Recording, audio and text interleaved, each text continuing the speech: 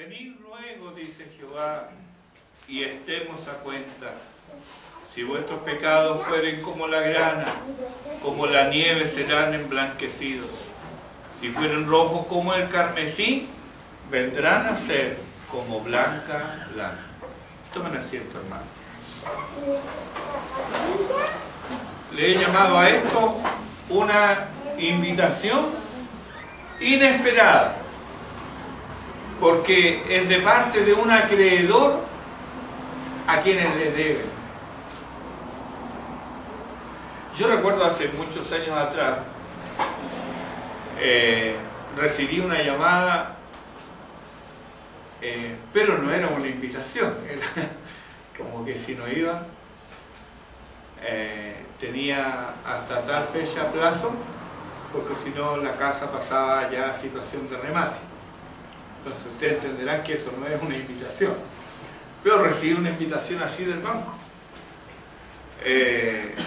Y bueno, obviamente que me dieron ahí unas opciones que por supuesto no es lo que uno consideraría ya que son humanos, ¿no? Sino que aparentemente como que lo benefician a uno, pero cuando uno saca las cuentas termina pagando mucho más. Bueno, eso me pasó. Esa fue una invitación que recibí. Otra fue hace también unos poquito más de 20 años atrás, también con una deuda de consumo con un banco. Quedé sin trabajo de la noche a la mañana y debiendo como un poco más de 1 millón de pesos. ¿Y cómo lo hago? Bueno, el banco le damos esta opción. ¿Cuál era la opción? Y era lo único, porque habían dos opciones. Una era que pague toda la deuda. Ustedes comprenderán que eso no es posible. Y la otra era que ellos me daban un plan de pago, pero cuando veo yo y hago una resta así, una suma, a vuelo de pájaro, me doy cuenta de que automáticamente quedo debiendo casi el doble. Y como no tenía para pagar todo, acepté eso. Y automáticamente mi deuda pasó a ser de más de 2 millones de pesos, solo por una firma. Esa fue la invitación. Así que yo no tengo buenas referencias, no sé usted, con esas invitaciones que hacen los bancos a que, mire, usted nos debe, pero venga. Venga, porque aquí nosotros le vamos a ayudar. No ha sido esa mi experiencia y todavía no conozco a nadie que pueda decir lo mismo. Por eso cuando yo veo esta invitación, para mí es algo inesperado. ¿Por qué? Vamos a ver por qué esta es una invitación inesperada. Ahora, es cierto, es una invitación inesperada, pero ¿por qué no aceptar esta invitación? Porque una invitación no es una obligación, ¿verdad? Que a usted lo inviten no significa que usted está obligado a ir. Usted bien pudiera rechazarlo, y de hecho yo creo que en su vida ha rechazado muchas invitaciones. Algunas invitaciones nos suenan como demasiado, es mucho lo que se da. Entonces, y buscamos a ver dónde está la trampa aquí, porque somos incrédulos. Algunas invitaciones se han rechazado porque no estamos en una situación mental como para evaluar esa situación y rechazamos la invitación. Y otras invitaciones las rechazamos porque somos orgullosos. Entonces, normalmente a los hombres nos pasa mucho esto, que no queremos aceptar que otros nos ayuden. O sea, por favor. Entonces, no aceptamos una invitación que otro nos hace a ayudarnos. No, decimos. Y a veces nos ocurre, conversábamos día atrás, Don hermano Claudio, también que nos ha pasado esto, que necesita algo, no, estamos bien, y no, así. Entonces eso es orgullo. Y vamos a ver que estas tres cosas la Escritura claramente las muestra, que aún para esta invitación que la hace el mismo Dios, obtiene la misma respuesta de los hombres. ¿Por qué no aceptamos esta invitación? Bueno, porque hay algunos que están intoxicados. Usted dirá, bueno, pero ¿de qué? ¿Sabe? Mire, aquí mismo en el libro de Isaías, en el capítulo 5, esto era algo que se veía en Israel y que se ve hoy en nuestros días. Isaías capítulo 5, los versículos 11, 12 y 22 dice: ay de los que se levantan de mañana para seguir la embriaguez, que se están hasta la noche, hasta que el vino los enciende, y en sus banquetes hay arpas, vihuelas, tamboriles, flautas y vino, y no miran la obra de Jehová, ni consideran la obra de sus manos. Versículo 22 dice: ay de los que son valientes para beber vino y hombres fuertes para mezclar bebida. ¿Qué es lo que hay en esto? Una persona que está así intoxicada, usted lo puede invitar a una buena comida, lo puede invitar tal vez a almorzar a su casa, y va a decir que no está en su raciocinio. Uno puede ver a una persona tal vez que está tirada en la calle, y uno ve la necesidad que tiene, y uno puede acercarse a hablarle de lo que sea. Pero si es creyente, normalmente va a hablar también de Cristo. Y le va a decir: mira, lo que tú necesitas es a Cristo en tu vida. ¿Y cuál va a ser la respuesta de este hombre que está intoxicado? No tiene su mente para estas cosas. Lo mismo ocurre con las drogas. Un drogadicto puede él de alguna manera darse cuenta, de repente tener chispazos de que está mal, pero no va a aceptar el camino correcto que le ofrecen que siga, que lleve. Entonces la intoxicación hacía caso omiso de la invitación que Dios daba a Israel, pero es lo mismo hoy día. Quienes están intoxicados no pueden recibir el mensaje, no pueden analizarlo en su mente, no pueden recibirlo en su corazón.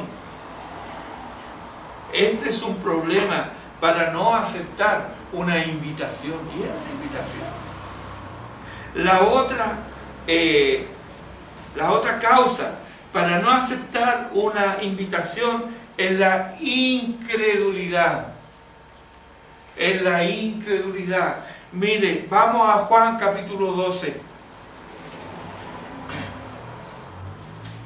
El Evangelio de Juan es un evangelio precioso porque Juan nos habla del propósito de su evangelio en el último capítulo, y dice que estas cosas se han escrito para que creáis que Jesús es el Cristo, y para que creyendo en Él tengáis vida en su nombre. Pero hay quienes no creen, no les interesa.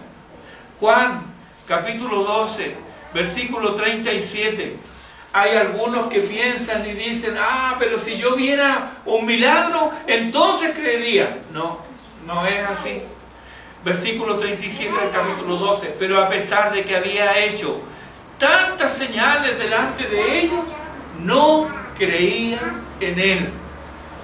No es la multitud de milagros lo que hace que las personas crean. No, normalmente eso muchas veces fomenta la incredulidad. Miren el versículo, los versículos siguientes hasta el versículo 40, para que se cumpliese la palabra del profeta Isaías, que dijo: Señor, ¿quién ha creído a nuestro anuncio? ¿Y a quién se ha revelado el brazo del Señor? Por esto no podían creer, porque también dijo Isaías: cegó los ojos de ellos y endureció su corazón, para que no vean con los ojos y entiendan con el corazón y se conviertan y yo los sane. Entonces, el profeta Isaías no era un hombre que no tenía educación. Era un hombre que estaba también bien relacionado con el poder. Era cercano al rey. Era de la clase sacerdotal. Era un hombre instruido, un hombre culto. Sin embargo, su predicación del Evangelio, a propósito de Isaías, se dice que es el quinto Evangelio. Algunos dicen, hablando de Isaías, dicen, vamos a hablar del Evangelio según Isaías. Porque en Isaías encuentra tantas descripciones del Mesías y de los requisitos que establece Dios para ser aceptos ante Él, que se dice, este es el Evangelio del Antiguo Testamento. Entonces este Isaías, que fue llamado directamente por Dios para hablar de Dios, de la bondad de Dios, del Mesías de Dios al pueblo de Israel, él usó un sinfín de palabras, de conceptos, de símiles, para poder así persuadir al pueblo de que se vuelvan al Señor. Sin embargo, su queja es, Señor, ¿quién ha creído nuestro anuncio? Es como dice el Señor, nadie ha creído. ¿Sobre quién se ha manifestado el brazo de Jehová? Es como decir, nadie se ha convertido. Entonces imagine a alguien que es llamado por Dios a predicar el Evangelio y que pese a su trabajo, a su esfuerzo, a su tesón, no hay respuesta entre quienes escuchan. Y la no respuesta no tiene que ver con él como mensajero, sino que tiene que ver, por un lado, la intoxicación de cosas que obstaculizan el correcto desempeño de esto que tenemos aquí. O la incredulidad que está arraigada en el corazón. O también la burla. ¿Cuántos hay que no llegan al Evangelio? No porque ellos sientan de que es un engaño, no, sino porque como ellos se han burlado toda la vida del Evangelio y de los evangélicos, dicen, yo sé como ellos, antes muertos. La burla, lo mismo, se burlaban de Isaías también. Veámoslo en el capítulo 28, veamos cómo hacían burla de Isaías, de lo que él decía. Hay algunos que se quejan, no, es que siempre hablan lo mismo. Y aquí mismo entre nosotros han habido personas que han dicho, se han quejado, diciendo, no, es que siempre hablan del pecado. ¿Cómo siempre, todo el tiempo? Yo no digo que no se hable, pero todos los días. Se quejaban de Isaías de lo mismo. Capítulo 28, versículo, vamos a leer desde el versículo 9, dice, ¿a quién se enseñará ciencia? ¿O a quién se hará entender doctrina? ¿A los destetados? ¿A los arrancados de los pechos? ¿De quiénes habla aquí? ¿Quiénes son estos? Son infantes. Son que en estos casos algunos de ellos ni siquiera sabían caminar.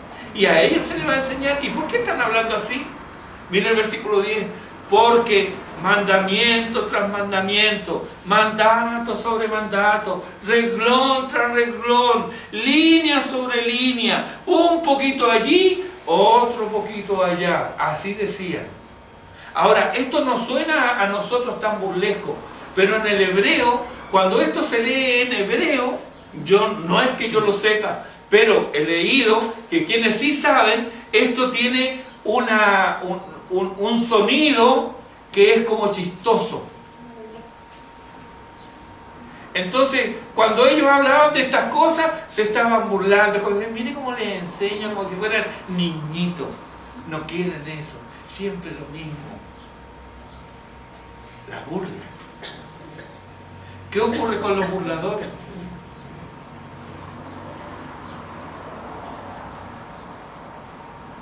A los cuales él les dijo, versículo 12, este es el reposo, dar reposo al cansado, y este es el refrigerio. Esto es porque Dios en su infinito amor y misericordia, al contemplar a los humanos, al contemplarnos a nosotros, se da cuenta de que estamos cansados, de que estamos atribulados, de que necesitamos descanso. ¿O no dijo el Señor, venid a mí, todos los que estáis trabajados y cargados? ¿Y cuál es la promesa? Yo os haré descansar. Ah, el descanso de cuando esa alma cansada, peregrina, llega al Señor. ¡Qué descanso! ¡Qué alivio hay! Entonces aquí el Señor les dice, este es el reposo, dar reposo al cansado, y este es el refrigerio. Mas no quisieron oír. ¿Por qué no quisieron oír? Esas cosas para niños. Los antiguos romanos decían que el cristianismo era una religión para niños, para esclavos, para los débiles, para mujeres. Burla. ¿Qué es la consecuencia? Versículo 13. La palabra pues de Jehová le será mandamiento tras mandamiento, mandato sobre mandato. Miren, aunque el mundo se burle, el método de Dios sigue siendo el mismo. ¿Consideran que es gracioso? Sigue riéndote todavía. ¿O no dijo el Señor, el que es limpio, límpiese más todavía? Y el que es sucio, ensúciese más. Mandato sobre mandamiento sobre mandamiento, mandato sobre mandato, reglón tras reglón, línea sobre línea, un poquito allí, otro poquito allá, hasta que vayan y caigan de espaldas y sean quebrantados, enlazados y presos. Hay una gran diferencia entre caer de espalda y caer de frente. Cuando usted cae de frente, instintivamente lleva los brazos adelante y no se hace tanto daño como cuando cae de espalda. Cuando cae de espalda, el peligro de desnucamiento, y lo vemos en el Antiguo Testamento con un sumo sacerdote. Cae hacia atrás, se desnuca y hasta ahí llega la vida. Eso es lo que dice el Señor. Te burlas de mi palabra, pero vas a escuchar lo mismo hasta que caigas de espalda. Entonces, las personas no escuchan, no reciben el Evangelio por estar intoxicados, por estar incrédulos, por burlarse, pero también hay otro que es por el orgullo. En Isaías capítulo 5, versículo 21, encontramos esta situación. ¡Ay de los sabios en sus propios ojos y de los que son prudentes delante de sí mismos! Se consideran intelectuales, muy sabios como para creer esas cosas. Pero ¿cómo? Si esto no tiene nada que ver con la ciencia, porque la ciencia ha descreído de todas estas cosas. Pero ellos no solo que no ignoran porque lo saben, sino que desconocen que muchos de los más eminentes mentes científicas han sido hombres y mujeres que creen a la revelación escrita de Dios, que creen en Dios y en su palabra. Es cierto, hay algunos ateos por ahí, pero muchos de los que han sido un adelanto en la ciencia, mentes privilegiadas, creen en la palabra de Dios. Pero ellos, todos orgullosos, dicen: no, yo irme a sentar con esa gente ignorante. En nuestros países, en América Latina, el Evangelio se considera por muchos una religión para ignorantes. Estas cosas entonces impiden aceptar esta invitación de aquel que nos llama y nos dice: venid. Esta invitación es para deudores, es para enfermos. Mateo 9:13, el Señor dice: porque no he venido a llamar justos, sino a pecadores al arrepentimiento. No falta quien dice por ahí: pero eso es para los pecadores, gente mala, gente que ha matado, la gente que está en la cárcel, la gente que roba. Pero yo no le he hecho mal a nadie, yo no he matado a nadie, yo soy un hombre tranquilo, yo si puedo ayudo a mis vecinos, yo hago el bien, yo. Es gente tan buena. Pero ¿qué es lo que dice el Señor?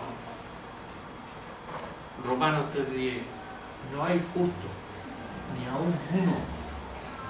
No hay justo. Y el mismo Señor en Marcos 2:17 dice: los sanos no tienen necesidad de médico, sino los enfermos. Pero alguien podría decir, pero yo gozo de perfecta salud, yo no estoy enfermo. Pero el mismo profeta Isaías, aquí en el capítulo 1, los versículos 5 y 6, miren cómo describe al hombre sin Dios. Dice, toda cabeza está enferma y todo corazón doliente, desde la planta del pie hasta la cabeza. No hay en él cosa sana, sino herida, hinchazón y podrida llaga. No están curadas, ni vendadas, ni suavizadas con aceite. Esta es la radiografía de Dios de los humanos cuando no tienen a Cristo en su corazón. Herida, hinchazón y podrida llaga. Todos podemos saber algo de esto, porque alguna vez hemos tenido alguna herida inflamada, ¿verdad? Alguna vez, cuando niño o más de alguien que se raspó las rodillas, se le inflamó, se le infectó. Imagínate todo el cuerpo así. Así nos ve Dios. Porque eso es el pecado. Es inmundicia, es algo que Dios no puede resistir, es algo que Dios no puede aceptar, es algo que Dios no puede pasar por alto. Y como Él no la puede pasar por alto, tú y yo estamos perdidos si no hacemos confesión de nuestros pecados. Él nos dice, venid. Hay un sentido de urgencia. Porque no es vengan cuando quieran, no es vengan el próximo mes, sino dice venid. Luego hay una urgencia. No lo dejes para mañana, porque el mañana no te pertenece. Por eso que nos amonesta a través de la epístola a los hebreos, nos dice, en tanto que dice, hoy, venid luego, se acaba el tiempo. ¿Quién es el que invita ahora? Porque pudiera ser que una invitación tuviera un origen medio fraudulento, ¿verdad? A lo mejor que nos invitan, no sé, a una fiesta de gala, un señor que nunca en nuestra vida lo conocimos. Y dice, ¿cómo? No creo. Esto debe ser una broma. Pero ¿quién es el que invita acá? Venid luego, dice Jehová. Dice Jehová, es el mismo Dios. Y mira el nombre que utiliza. Dios tiene muchos nombres. En la Biblia se nos revela a Dios con muchos nombres. Él es el Shaddai, Él es Jehová Rafa, Él es Jehová Shama, en fin, muchos nombres. Alguien habla de 72 nombres de Dios. Pero ¿por qué Él elige este nombre? Para revelarse a sí mismo. Dice, venid luego, dice Jehová. Este es el único nombre propio de Dios. En Éxodo 3:14, Él se revela a Moisés y le dice, yo soy el que soy el autoexistente. No hay nada fuera de mí, ni antes ni después, porque estoy por sobre el tiempo, autoexistente. Esto nos habla de un Dios próximo, de un Dios cercano, de un Dios presente, de un Dios accesible a cuantos claman a Él por liberación. Esto es maravilloso, hermanos. El Dios creador, el Dios que hizo el cielo, la tierra y todo lo que en ellos hay, el Dios que creó hasta los ángeles del cielo. Este es el Dios al cual el hombre puede clamar por liberación. Y dígame si no necesitamos eso nosotros. Necesitamos ser liberados. No necesitamos ser liberados de los temores. No necesitamos ser liberados del temor a la muerte. No necesitamos ser liberados del pecado. No necesitamos ser liberados de adicciones que nos tienen atados y que parece que jamás nos van a soltar. Como dice Pablo ahí en Romanos capítulo 7. Porque el bien que quiero hacer, dice él, no lo puedo hacer. Porque encuentro una ley en mis miembros que se revela contra la ley de mi mente. Porque en mi mente yo quiero hacer el bien y encuentro que hago el mal. Por eso que él clama desde lo más profundo de su ser y dice, miserable hombre de mí, ¿quién me librará de este cuerpo de muerte? Era hacer referencia a una antigua costumbre que tenían los asirios y los caldeos. Tenían la costumbre de aplicar justicia. Cuando alguien era encontrado culpable de haber asesinado a una persona, entonces era condenado a ser atado al cuerpo del asesinado. Vivo, lo amarraban de tal manera que su boca quedaba frente a la boca de aquel que había muerto. Y así moría, arrastrando, llevando en vida la muerte de tal manera que no había forma de salir. Una muerte horrible. A eso hace mención Pablo cuando dice: ¿quién me librará de este cuerpo de muerte? Hermanos, si Romanos terminara ahí en el capítulo 7, no habría mucha esperanza, no habría mucho deseo de ser cristiano. Pero termina el capítulo 7 en el versículo 25 que dice: gracias doy a Dios por Jesucristo. Amén. Y en el capítulo 8 comienza diciendo: ahora pues ninguna condenación hay para los que están en Cristo Jesús. Entonces este es el Dios que hace la invitación. Un Dios que es tan cercano que cuantos claman a Él por liberación, dice el Salmo 107, versículo 13, clamaron a Jehová en su angustia, los libró de sus aflicciones, los sacó de las tinieblas y de la sombra de muerte y rompió sus prisiones. Hermanos, si yo pudiera describirle el momento en el cual yo estaba atado y amordazado, después de haber sido muy golpeado, pero en mi mente solo pidiéndole a Dios que tuviera misericordia de mí. Y en ese momento, en esa noche, siento como que si una roca me hubieran sacado de encima de mi espalda. Y yo me siento libre, pese a que todavía seguía atado y amordazado. Esa es la liberación que experimenté y que puede experimentar cualquiera que viene al Señor y que clama a Él por liberación. Tal vez estás luchando por muchos años con algo que te tiene cautivo y que no te deja. No lo sé, lo que sea, pero este libertador ha de saber que es todopoderoso. Él no tiene una especialidad, no solamente te libera de los vicios, pero de las malas costumbres no hay nada que hacer. No, Él es todopoderoso. Él te libera de cualquiera sea la situación que te tiene dominado. Porque así somos nosotros sin Cristo, esclavos del pecado. Pero este es el libertador. Y este nombre, el nombre de Dios, venir luego dice Jehová. Este es el nombre que nos hace a nosotros cercanos y podemos acercarnos a Él por liberación. Podemos clamar a Él también por perdón. No necesitamos perdón. No hay cosas en nuestra vida que nunca debimos hacer. No hay palabras que han salido de esta boca que nunca debimos decir. ¿No hay acaso pensamientos que nunca debimos pensar? Pero tal vez dijimos, es que, bueno, cuando yo dije eso, menos mal, no había nadie presente, nadie que me conozca.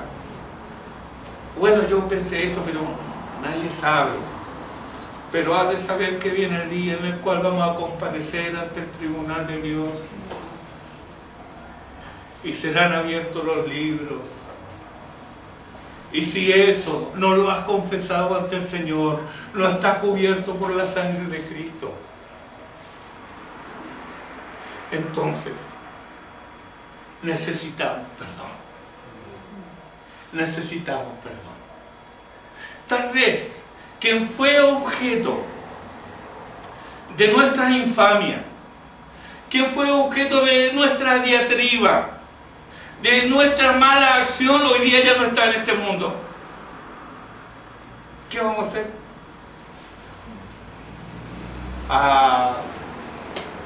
Pero hay uno que te puede perdonar, y ese es Cristo. Jehová, venid luego, dice Jehová. Él es. Podemos acercarnos a Él El Salmo 25, versículo 11, el salmista dice: por amor de tu nombre, oh Jehová, perdonarás también mi pecado, que es grande. Por amor de tu nombre. Este también nos habla de un Dios próximo para cuantos claman a Él por guía. No somos torpes nosotros, no nos desviamos fácilmente, no se van nuestros pensamientos tras lo que nos conviene. Nuestros pies muchas veces nos toman un camino equivocado. Bueno, ahí es cuando clamamos: Señor, necesito que tú me guíes. Podemos clamarle a este Dios. El Salmo 31, en el versículo 3, pero antes en el 1 dice el salmista: en ti, oh Jehová, he confiado. Habla de Jehová, de Dios. Versículo 3, porque tú eres mi roca y mi castillo, y por tu nombre me guiarás y me encaminarás. ¡Qué bendición, hermano! Porque no solamente te muestra el camino, sino que te lleva por el camino. Este es el que hace la invitación. ¿Cuál es la oferta en esta invitación? Porque podría ser una invitación del cual tú no sabes qué va a pasar. Pero aquí claramente Dios te dice: venid luego, dice Jehová, y estemos a cuenta. ¿De verdad? ¿De verdad que el Dios del universo, el que es santo, santo, santo, aquel que no puede ver el pecado y la maldad, este es el Dios que me está invitando a estar con Él? Sí, sí, hermanos. Él es el que está invitando. Él es el que nos dice: mira, estemos a cuenta. Es como que el banco te llamara, y esto, aunque no ocurre, pero sin embargo es una ilustración muy débil frente a lo que Dios nos ofrece.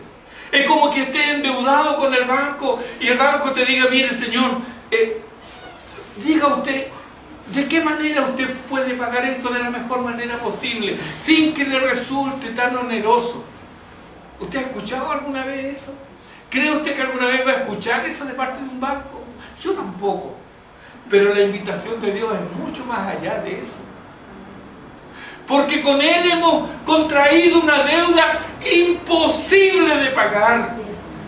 Nada que nosotros hagamos puede resarcir el daño que desde nuestra concepción venimos cometiendo. Porque como dice el salmista: el pecado me concebió mi madre. Lo que hay en el vientre es una criatura que ya viene con el pecado en sí. No es que los niños sean buenos, no. Ellos vienen con la maldad. Ellos aprenden a hacer el bien, pero el mal viene con ellos. Por eso que la labor de los padres es guiarlos, amonestarlos, corregirlos, castigarlos. Y un padre que no hace eso es porque no ama a su hijo.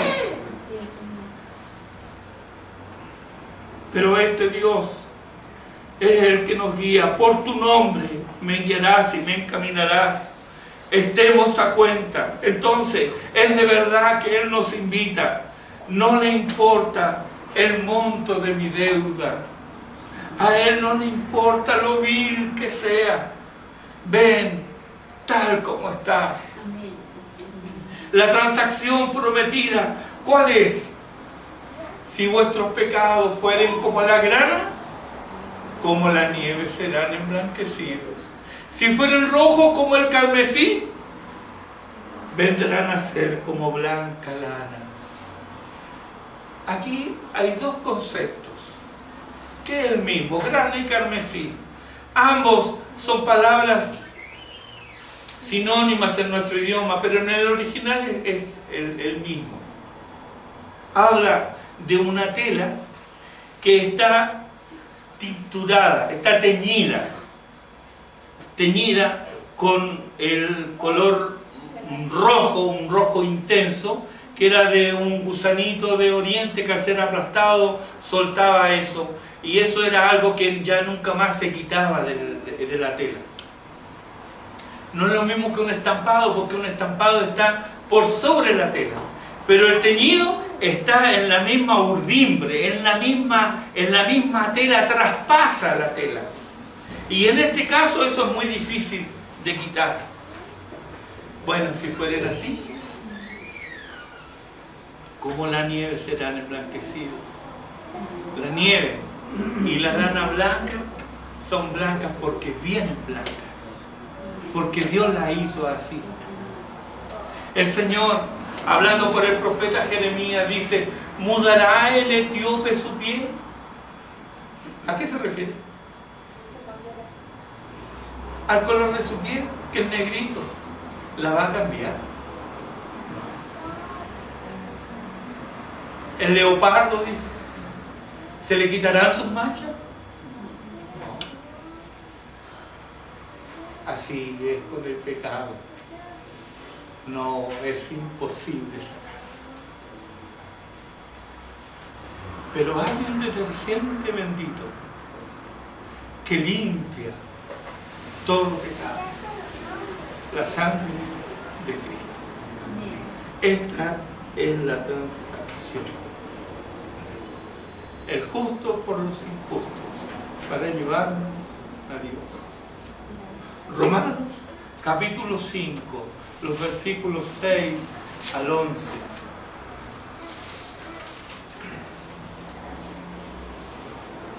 Porque Cristo, cuando aún éramos débiles, a su tiempo murió por los impíos.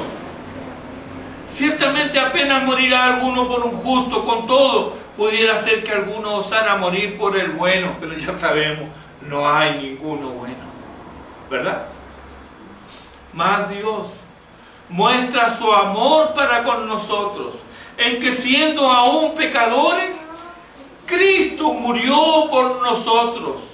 Pues mucho más, dice Pablo, estando ya justificados en su sangre, por él seremos salvos de la ira. Porque si siendo enemigos fuimos reconciliados con Dios por la muerte de su Hijo, mucho más, estando reconciliados, seremos salvos por su vida. Y no solo esto, sino que también nos gloriamos en Dios por el Señor nuestro Jesucristo, por quien hemos recibido ahora la reconciliación. Esta es la transacción que se lleva a cabo cuando aceptamos la invitación de nuestro Dios. Venid luego, dice Jehová, y estemos a cuenta. Si vuestros pecados fueren como la grana, como la nieve serán emblanquecidos. ¿Qué hace posible esto? La cruz de Cristo.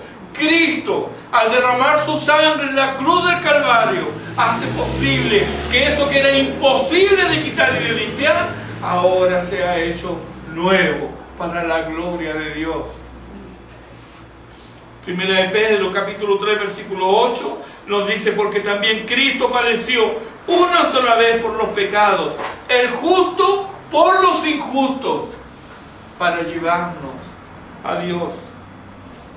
Por eso, hermanos, es que esta invitación, tal cual como el Señor les advierte a aquellos que se burlaban de la predicación del profeta, así también a nosotros hoy día nos advierte de no aceptar esta invitación, de hacer oídos sordos, por la razón que sea.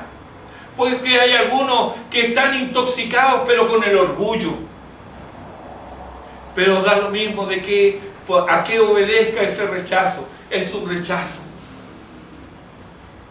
Hebreos 10:29 dice: ¿cuánto mayor castigo pensáis que merecerá el que pisoteare al Hijo de Dios y tuviere por inmunda la sangre del pacto en la cual fue santificado e hiciere afrenta al Espíritu de gracia? Entonces, esta es la invitación. Ya desde antiguo les dice: esto es el reposo para el cansado. Mas ellos no quisieron. ¿Estás cansado? ¿Estás atribulado? La invitación es: ven a Cristo, ven a Él y obtén el descanso para tu alma y gózate en tu Dios, en tu Salvador, y sé libre para la gloria de Dios. En el nombre de Cristo. Amén.